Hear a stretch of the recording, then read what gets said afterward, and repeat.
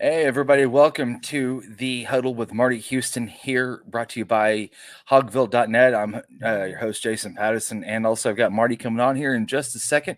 I want to give you a quick shout to our sponsor, Koi Southern Eats, and all of their great products. Make sure to go check them out at koisouthern.eats.com, also at walmart.com, and also at amazon.com. You can find all of their great products also in Central Arkansas, Northeast Arkansas, and Northwest Arkansas. And make sure to go and re-experience the magic of koi's and come get you some. So without any further ado, I got Marty here. Marty, how's it going, my man? It's going well. How are you, Jason? Happy New Year. I'm doing really well. It's Thursday, and we're starting to wind down the work week a little bit, and got some football coming up here Monday night. Yeah, college football finale. Yeah, it's going to be a very I think a fun game. You have the best offensive line in college football with Washington, and then the best defensive line in college football with Michigan.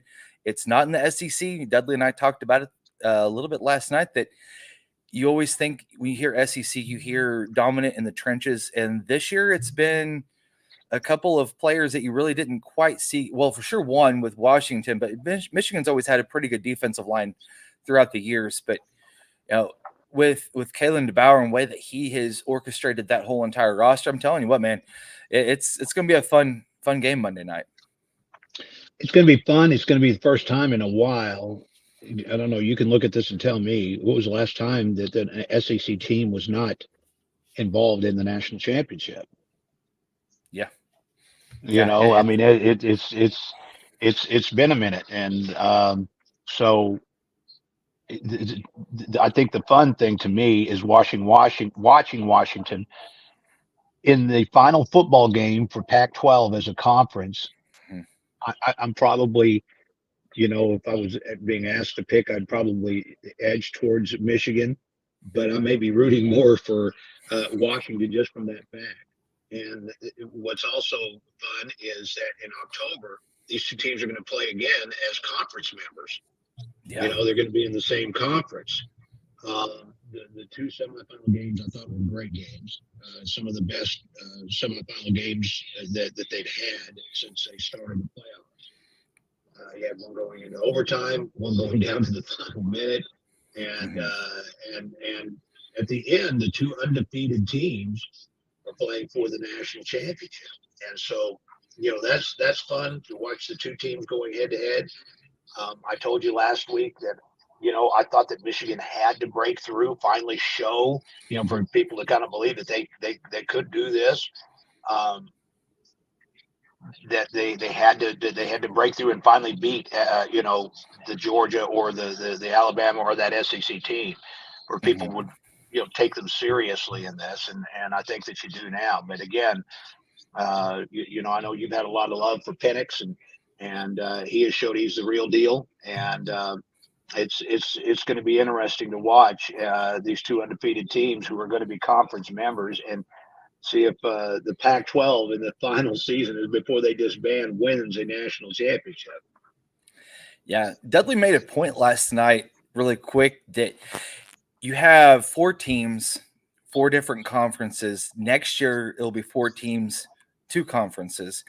And there was a 50-50 chance, really, well, actually 25% chance if you want to get analytical with it, where a former SEC, a soon-to-be SEC member would be taking on a current SEC member, or a future Big Ten member would be taking on a current Big Ten member for the national championship, which is what we have. We have Hmm. two Big Ten, like you said, uh, conference members are going to be taking going head to head, and it you know at the start of the season, the Pac-12 commissioner come out and said that it would be great to see one of the Pac-12 members be playing. We're going to be seeing a Pac-12 member playing for a national championship. There were a lot of people that laughed that off, and here we are. Yeah, again, Washington, the same thing. I mean, were you ever going to believe in them until they could, knock off a team like Texas? Yeah.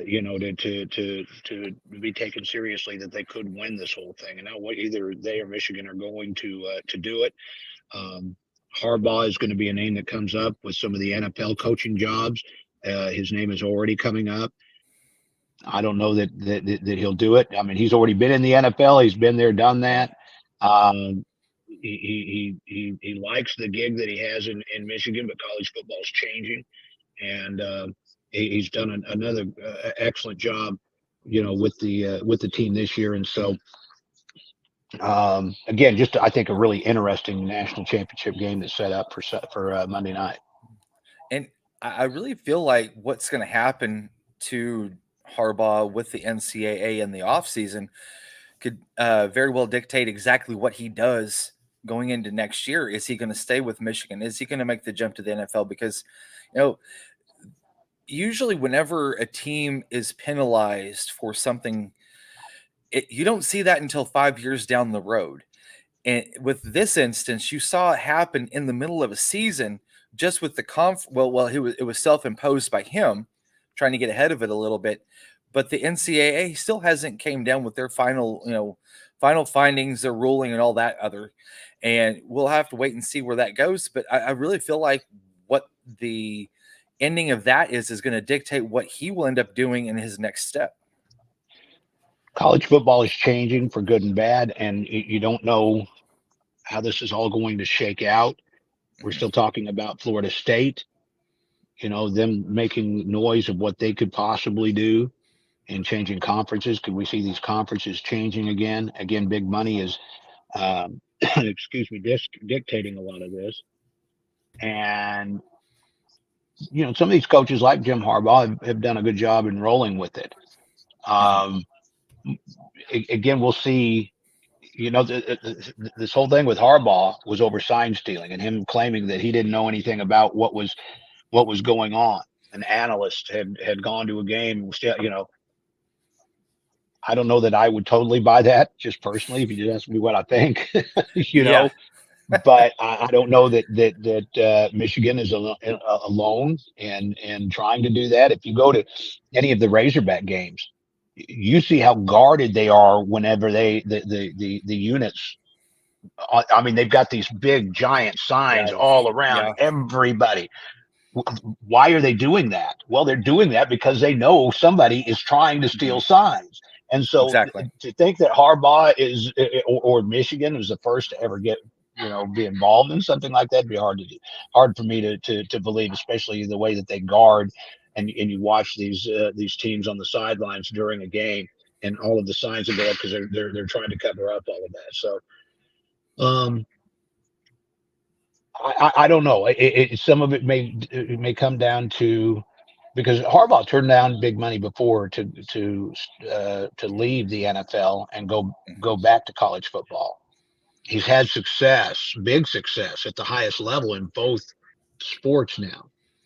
And does he want to roll with this way, the way it's going with the way college football? I mean, I think some of it may come down to that.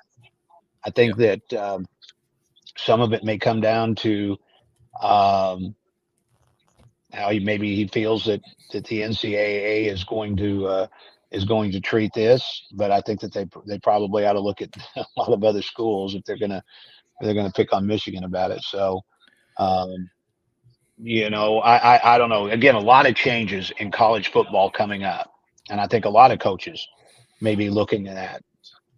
This is not what I used to do. Do I want to adjust myself, to this? Yep. So And I don't know. you know, Some interesting because the NFL is going to come after him again. They have before. He's turned them down. yep. Um, Again, a lot of success with the 49ers. Took them to a Super Bowl. Uh, I think right now, rightfully so, he's focused on the national championship. But looking forward, how he may, the money is big in the Yeah. NFL coaching ranks right now. The Detroit Lions offensive coordinator is saying he's going to command at least bottom line 15 million annual to Mm. be a head coach for somebody. And he's never been a head coach. I mean, this guy's an offensive coordinator. Good Lord. So That's the money the money is out there if they really believe in this guy. And they could be throwing some huge money at Jim Harbaugh this year. Yep. And also, at the end of the day, whenever you have, with Michigan and Washington, Michigan can come back and say, even if, say, for instance, the NCAA said, hey, these were the games that we're going to take wins away from. You're not going to have the national championship. At the end of the day, Michigan went out and they beat Alabama. There's no way that they could have known who their opponent was going to be and trying to do all that sign stealing mess. They straight up beat Alabama. And some can argue that Alabama kind of beat themselves in the end. And then you also have, if they beat Washington, it wasn't because of any sign stealing or anything like that. It was just because they lined up and they were the better team that day. And I think that that's where a lot of the players that's the sentiment that they're kind of putting out to the press this week leading up to the national championship game, that they didn't need the help. They just went out and whipped you. And I feel like that is something that does need to be taken note, because, I mean, at the same time, this thing is still going to be hanging over their heads a little bit. Well, you've seen this. I've seen it. They did it to USC here most recently, where they had to void a national championship. Do you think that they are not the boosters don't care about that? I don't think. I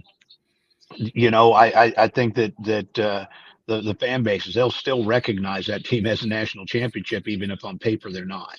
Yeah. Again, they pulled that from USC. Well, who was the national champion? Well, we all know who the best team was. Back in 2004. I mean, we know who it was.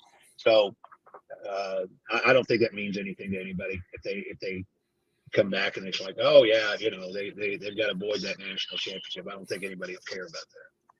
Yeah. So turning the page a little bit here. So this week, Russell Wilson has been pretty vocal with the way that the Broncos organization has handled his benching. He's due $37 million if he is still on the roster by the 1st of March, which he thinks he's going to be dropped by then. And he's got the NFLPA that's already in the mix. And in the past, you've seen where athletes have came out and just said, hey, you know what? I got benched. I'm moving on. They move quietly, go to the next team, and then they do their business. This is a different day, and like you said, a different age, not only for NCAA football, but also for the NFL. He's came out and he's publicly said exactly what happened, what they said to him, and what his claims are. And now, like I said, the NFLPA is getting into this. And I wonder if you're going to start to see more players that are high profile that, are garnering a lot of money, and this happens to them, if they don't come out and say, hey, you know what? This is what's going on, really, guys.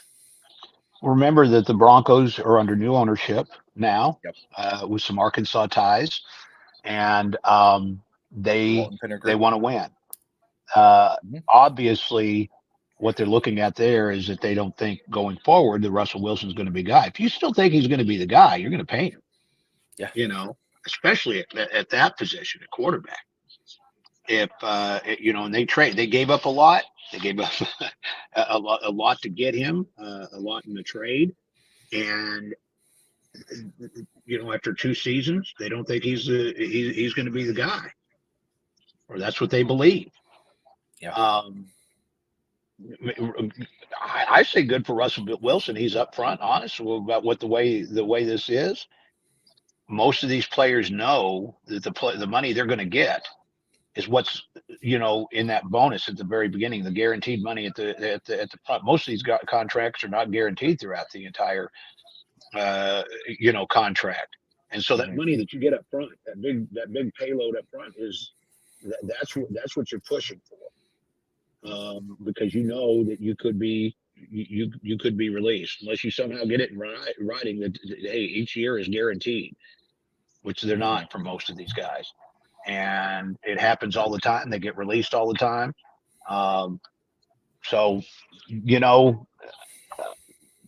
The Players Association may make some noise about this. I don't know that they've got a lot of ground that they're going to be able to do anything about it. Yeah. It's the way of the NFL. Russell Wilson's career is not over. He'll get picked up and have a chance to maybe get into a good situation wherever he goes to next. So, but I fully expect the same thing, and he's up front and honest, and knows the way this whole thing works. Yeah, he is, and it's like you said with the Walton Penner group that did take over the organization. You want to see where they want to go with this, because, like you said, this wasn't their guy that they signed. It was a guy they inherited, and I want to see kind of where this, where they really want to go next. So. Yeah, but again, what's interesting with the Let's talk a Broncos little is bit that of they're not baseball going to have for just a few minutes as far as Major League Baseball goes. We're Oh, sorry. mhm.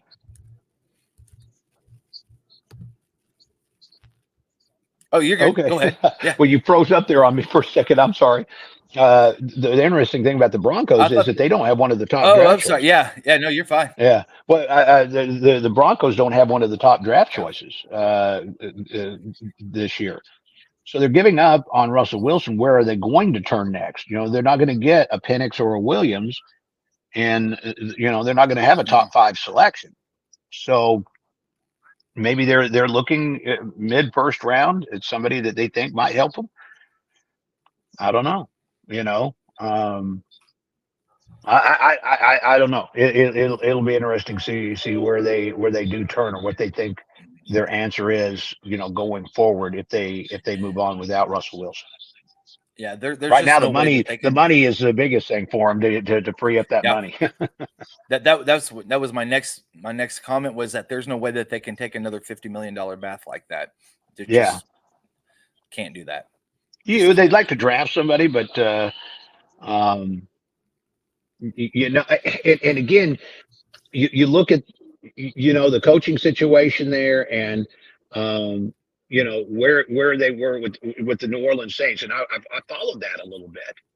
Mhm. What he wanted when he first came on as the head coach of the Saints after leaving the Dallas Cowboys and being one of Bill's Parcells' disciples, the guy he really wanted was Tony Romo. If you want to know why Romo ended up with the Dallas Cowboys, it was because he was there and had pushed for him as a free agent, an undrafted free agent.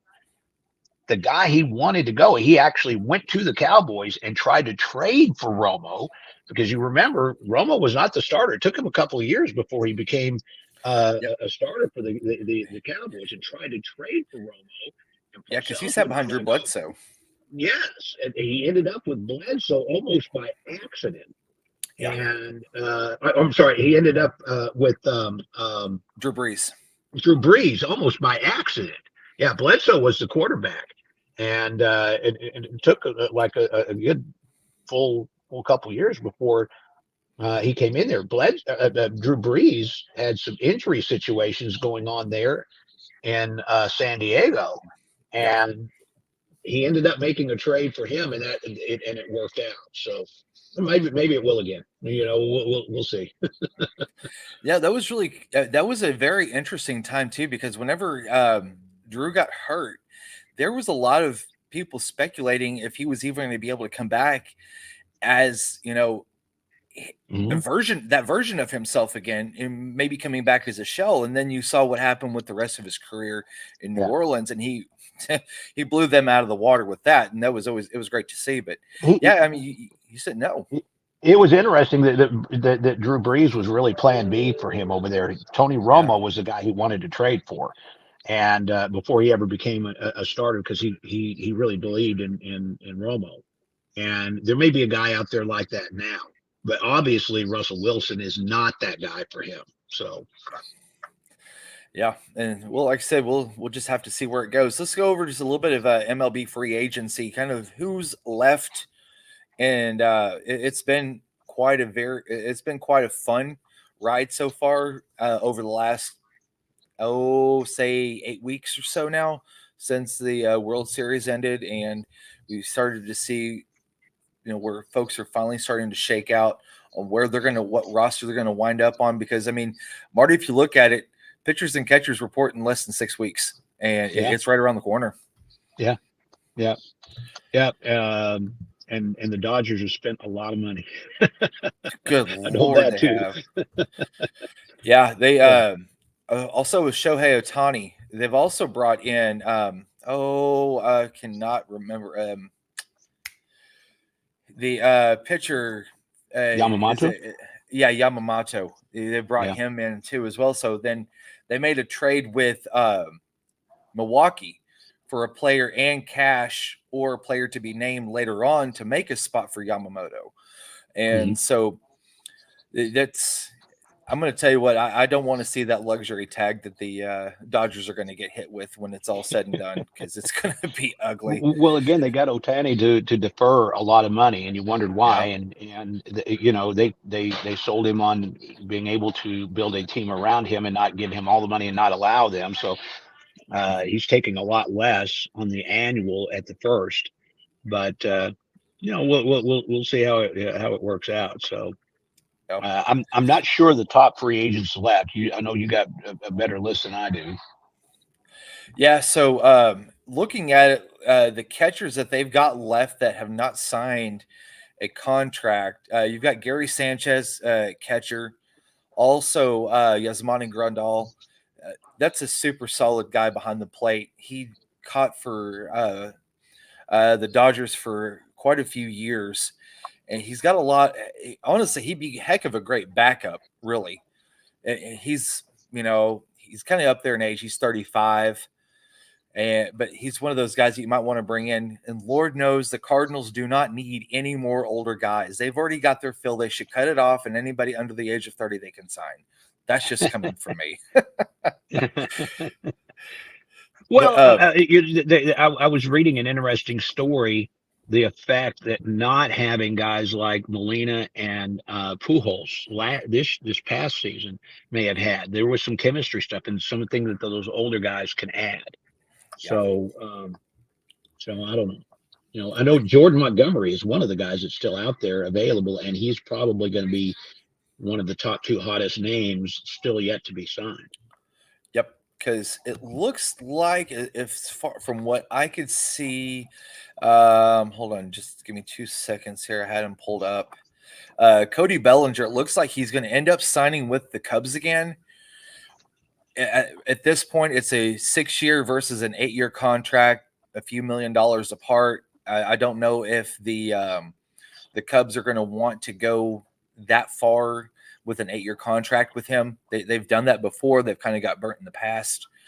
But the Cubs are big, or you thought we're going to be big spenders. They've got a lot in the war chest ready to go. And Bellinger's got to be one of those guys that they bring back. Has to be almost.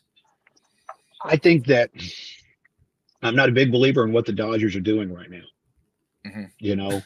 I don't think buying it, it has worked. I think by and large, it doesn't. You saw it didn't work for the San Diego Padres last year. It has not worked for the New York Yankees in recent years. The Boston Red Sox, it hasn't worked for them to go out and spend a lot of money and bring in the top guys. And so the Yankees have gone out in free agency and spent some money. They made the big trade with San Diego. They're bringing in some guys, but and they may be one of the guys that goes after Jordan Montgomery, see if they can bring him back. The Cardinals are actually another team that could possibly make a run back at Montgomery, teams that he has pitched for before. But you just don't. I'm not a big believer in what they're doing. I think that being judicious about it, building it through your farm system is the right way to go, and not throwing huge amounts of money. But again, here the Dodgers setting records in the amount of money that that they're spending right now. So, we'll see what happens when it. But again, you look at the young talent that actually won the World Series this year, and how the Rangers did it. And I think that was a good way to go. They made some trades in there. There was some signings. And I still think they're going to be a team to beat. We'll see how the Dodgers put it together with these new guys on the field. When they got Yamamoto and Otani on the roster. Yep. You've got a couple of former Northwest Arkansas Naturals that are kind of hanging out there. You've got Alberto Mondesi. Whit Merrifield is also on this list, and a couple of others, Eric Hosmer. Trying to see. There was one more off the top that kind of caught my eye, Mike Moustakis. And those are ex Northwest Arkansas Naturals that are still hanging out there in free agency. One of the ones that I see is Jock Peterson. Him and Tommy Pham, both left field guys. Some guys that still have got pop in their bat. And, Tommy Pham it seemed like it took him quite a while to get through, minor league system. And once he finally made it, he stayed. He's kind of went around, Cardinals, and then also with the Rays and also with the Padres. And wasn't he on the Diamondback team this last year? Was that correct? Or was that Colton Wong? I could not remember. We're talking about which one? Which one? Tommy Pham. Tommy Pham was with Arizona, yes. Yeah. And so you've got a couple of those guys that are kind of just sitting out there that have got a lot of experience, that have deep postseason experience. And it's going to be nice to see kind of where they're going to go, because I saw that Andrew McCutcheon's going back to Pittsburgh as well. Yeah, again, these veteran guys have got their place, especially if you got a very young team that you're putting together, and they could be invaluable in the clubhouse. Now that you got the designated hitter rule going on in both sides of the league, there's places that even if they've lost a step or two in the outfield or as a fielder, and they've still got some pop in the bat, like you say. They could serve as a designated hitter. That's a place where Albert Pujols kind of filled in very well for the Cardinals in his last year. So, and he was only when they were facing left-handed pitching. They were platooning the two. The two designated hitters, so they got their place, and I think guys, and Tommy Pham, I don't think is that old, but certainly guys that have been around, been here, done that. They a lot of managers like to mix those guys in. Do you think really anybody's going to take another chance on Noah Syndergaard? He's a free agent this year. I don't know. Been hurt so much. Yeah. He's been hurt so much, and it looks like this last time around may have lost. I don't know. Maybe I don't know. Yeah, maybe they look at him more as a middle inning guy. That can give you a couple innings here or there. Possibly he's not what he once was. Though you're right. I want to see if, and I don't even think the Dodgers have a spot, but as of right now, Clayton Kershaw is sitting on that free agent market. I mean, I don't know. Would the Dodgers actually bring him back, kind of like the way that the Cardinals brought back Waino last year, just maybe for one last time, more of a mentor and a leader in the clubhouse than anything Clayton else? Kershaw? Yeah. Kershaw had a good year this year. Yeah. Yeah, I mean, he had I don't think it would be more of a mentor role. It's a guy that's, and they are already loaded in there. It's just how much more money can they throw? The Dodgers throw at trying to keep him. So, I don't know. He's a Texas guy. He's from Texas. If the Rangers can't get Jordan Montgomery to come back, maybe they go after a guy like Clayton Kershaw. Make him their ace. Yep. So, I saw former Razorback Brian Anderson he's still sitting out there, and there was one other guy. I'm looking through this list really quick too while I've got you on, but that's. You got, like I said, you've got Brian Anderson that's kind of sitting out there, and I'd love to see him, land in another spot somewhere, just to get him back on the field. Just Like to see those Arkansas get it. Like to see those Arkansas guys get out there. Yeah, I do too. It's fun. It is. It'll be fun to see where the Chicago White Sox go with some of the moves they made last year. They have new general manager. You got a former Razorback there. To see where where that ends up. Benintendi may in that the second year with the club after he signed the big free agent deals as some of what they envision start to come around. Some of this is that way. They're just looking at what they can, how this will all, shake out as you get into the spring. Yeah. Yep.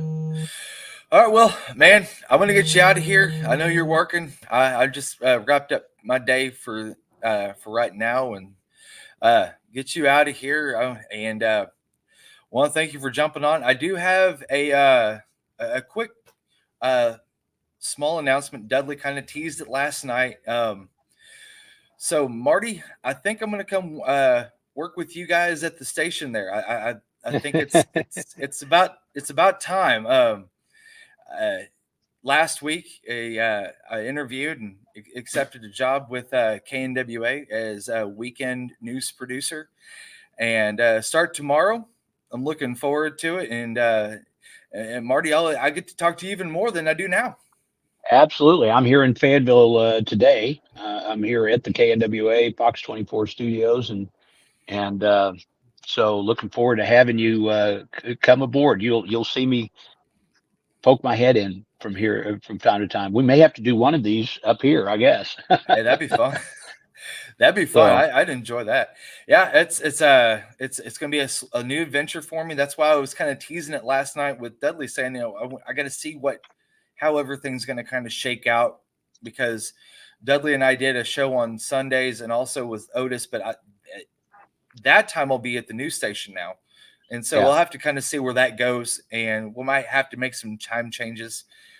So y'all have to just kind of bear with us a little bit, but we'll make sure that we're still getting the content out there on hogville.net and all that good stuff. But I'm excited. I'll get to see a different side of the house. I've seen the sports side. Now I get to see the news side. And there you go. I'm excited. You may see more than you want to see. That's so. Hey, I'll take anything, because, man, I'm going to tell you right now, I'm super eager and excited and ready to go. So. All right. Well, we're looking forward to having you up here. I appreciate it. Well, y'all, for out there in Hogville land, I want to say thank you for jumping on with us today. I want to thank Koi Southern Eats, our sponsor, for all their great dedication. Make sure to go over to KoiSouthernEats.com to check out all their great products and go and reimagine the Koi's. I can't even say it now. Experience the magic of Koi's and come get you some. So for Marty and myself, Jason, I want to thank you all for jumping on with us today, and take care.